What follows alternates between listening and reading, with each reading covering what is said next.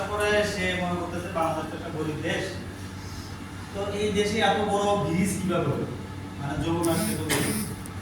তো সে চিন্তা করতেছে এত বড় ব্রিজ এই দেশে তো থাকার কথা না, এই ব্রিজের নাম কি? তো বলে যে বঙ্গবন্ধু ব্রিজ।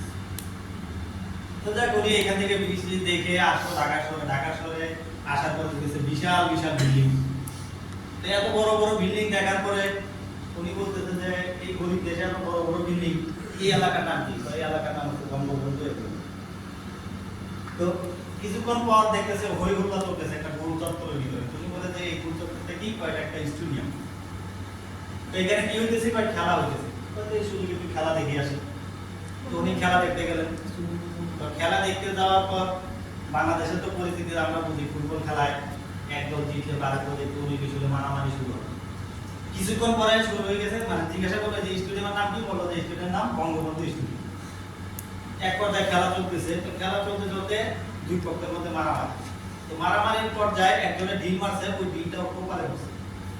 কপালে পড়ার পরে সে সাথে সাথে অজ্ঞান হয়ে গেছে। তো অজ্ঞান হওয়ার পরে ওনাকে কি করছে? একটা মেডিকেলে নিয়ে গেছে। মেডিকেলে যখন ওনার জ্ঞান ফিরল, তো জ্ঞান ফেরার পরে ওনাকে জিজ্ঞাসা করলো যে ভাই আমি এখন কোথায়? বললো যে আপনি এখন বঙ্গবন্ধু মেডিকেল। তো উনি বললো যে ভাই আপনাদের পায়ে ধরি আমারে বঙ্গবন্ধু কবরস্থানে পাঠাই।